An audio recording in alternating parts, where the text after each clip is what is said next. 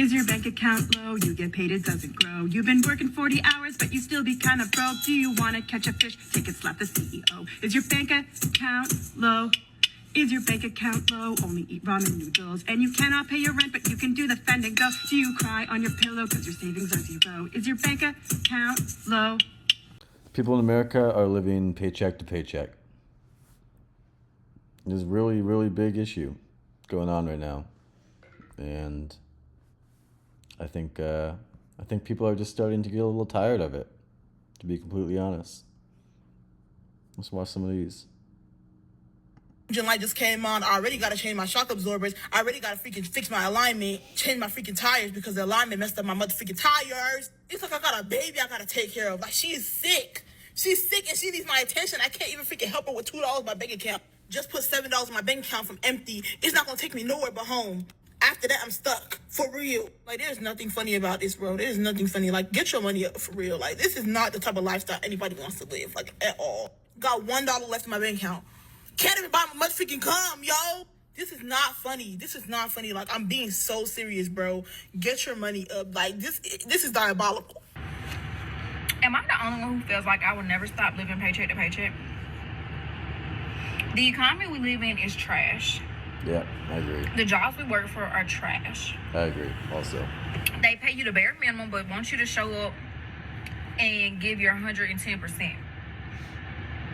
They want you to give 500%. And then when you give 500%, they want you to give 600%. And it just never stops.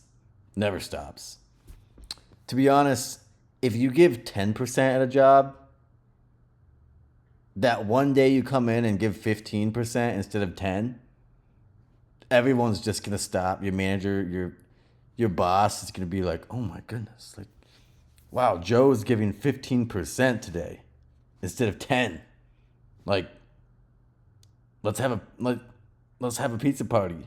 This is great. But if you give 100% every day, that one day that you're going 90%, they're going to be like, oh, what's going on with him? What's going on? What's going on? Did your dog die? Like, what's going on here? Why aren't you giving 100%? Like, is something off? Like, we can't have you giving 90% around here. We got to get these orders filled, right? It's crazy. It's crazy. How does that work? These houses, they want you to pay $1,000+ for rent, and they're 1980 houses. You got to have a deposit, last month's rent, first month's rent. Like, why do I need to pay last month's rent? I don't understand that. Car insurance, car pay. Out here renting a house that was built in 1930 for $2,000 a month. Make it make sense. Payments, they're rip-offs. Why am I paying $300 for car insurance? I don't understand. Health insurance, skyrocket. Food, skyrocket. Like, I just don't understand how I will ever be able to afford to wake up and go hop on a plane and enjoy my best life. I just don't understand. By the time my kids get to adulthood, they're going to have to pay to open the door to walk out of their own house.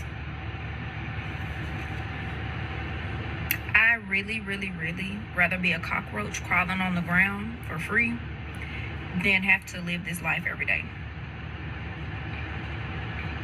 Like, I can't be the only one who feels this way. Like, I need to know, y'all that get to wake up and take trips and go across country and do $100 shopping sprees at Target every single day. What are you doing? What's the secret to life? What is the secret recipe that you have that we don't have? Let us know. One thing I'll say, about 4 or 5 years ago, I used to tell my clients that you need to earn at least $65,000 a year to qualify for a nice townhome. And then before the pandemic, I told them you had to make about 70. And then now I'm telling people you got to make around $85,000 a year. And I'm probably going to end up telling them in another year that you need to make about 100,000 a year. And I'll tell you that also the majority of clients that I come across that are making a significant amount of money or not have car payments that are $600-700 a month. They're driving BMWs and Mercedes, and sometimes it's not even those kind of cars. They're just getting a really bad deal from a car dealership and getting these really high car payments. And then they have the most luxurious bags. You know, part of this I feel like is a little bit of consumerism. You know, you don't need the most luxurious bag to carry your thing. Like, what do you have in your bag, if we're honest with ourselves? Like, some lotion? Like, maybe your wallet and your keys? Like, you could put that in a cheaper bag, right? So you don't need, especially now that we're finding out these bags were actually made, these luxury bags were actually made in China and then shipped over to Italy and just stamped with Italy. Italy's made in Italy, and then shipped over here and sold for 35,000% markup.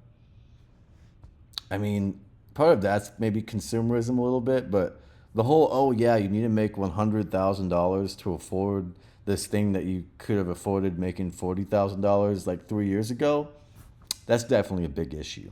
Definitely a big issue, and I think we just need to address that. I don't think it's getting addressed, to be completely honest. They're living in the most expensive apartments sometimes. And obviously rent is high too. That's a whole nother topic.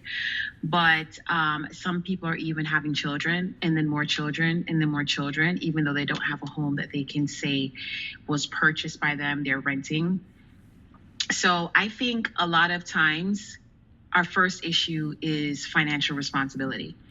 And I'm not here to say that inflation is not an issue. We've only had a couple times in the last 60 years where we've had deflation, which is back in 2009 after the crash, and 2015 for something else. But it was very temporary. It wasn't long lasting. We've been experiencing inflation for a very long time. So everyone should be of the understanding that if you're earning $200,000 today per year, in the next couple of years or so, it's not going to have the same buying power as it did before.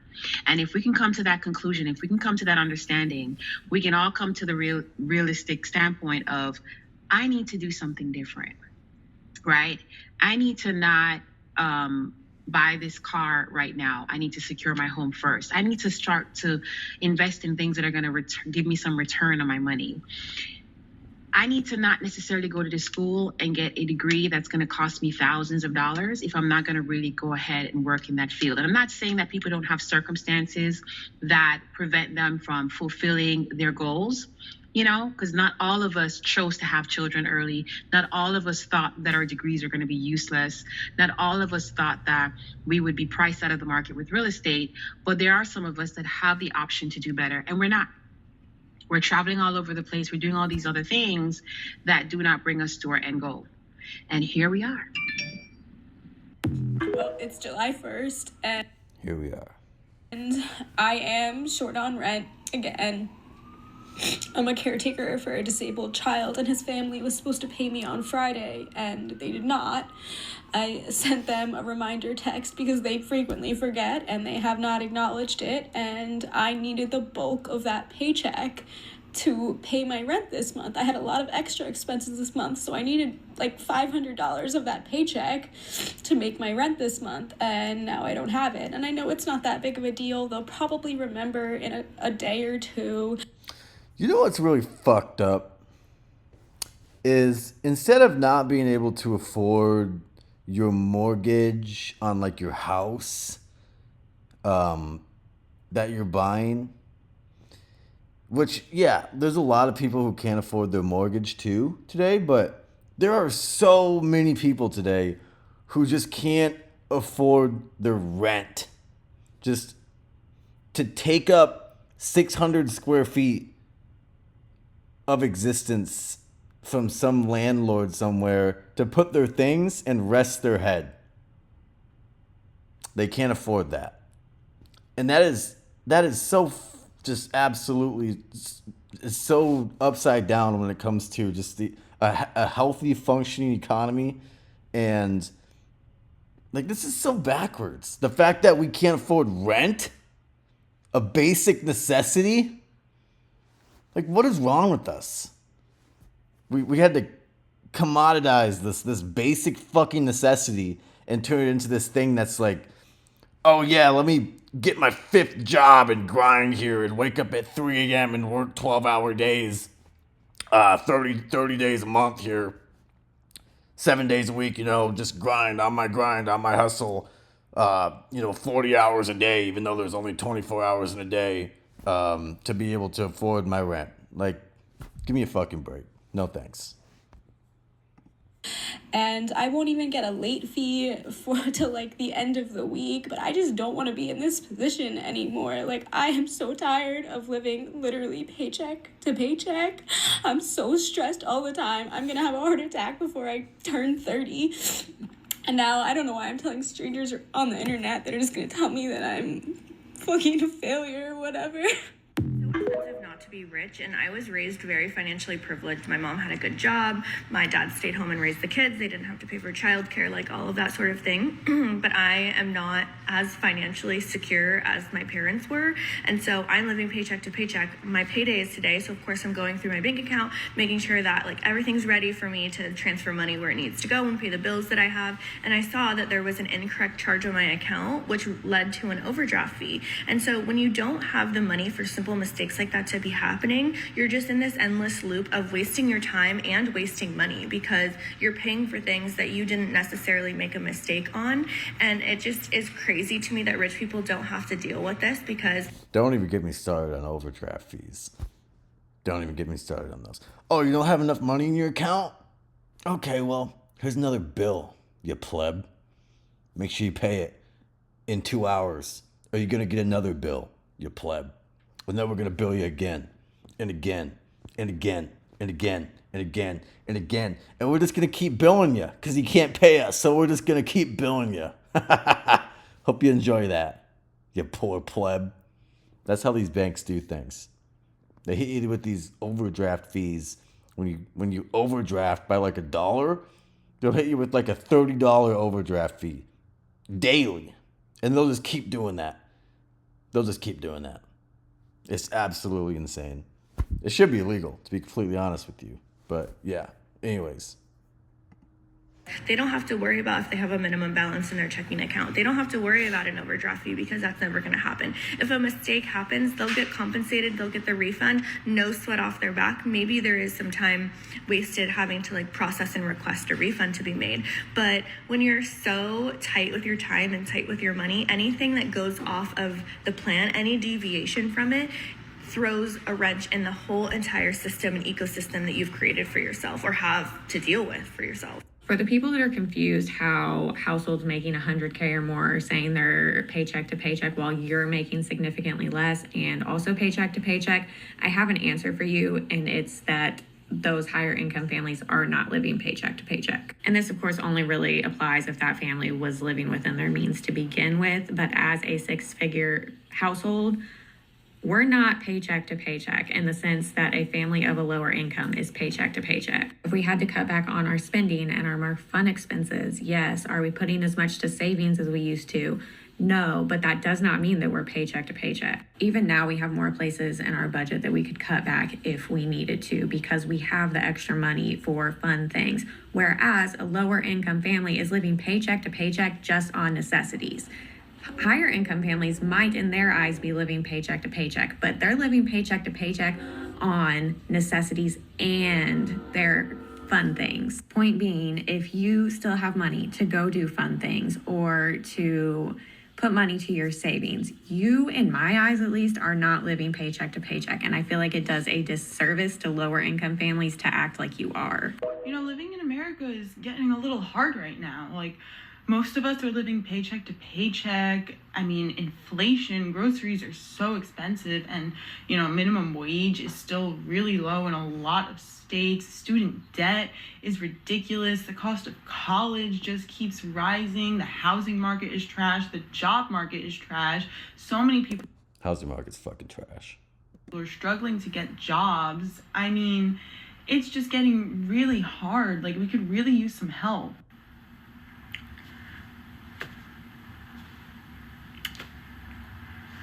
We want to be on TikTok, though.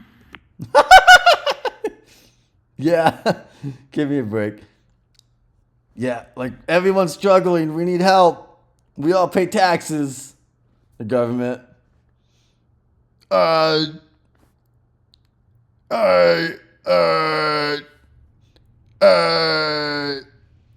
what can we do?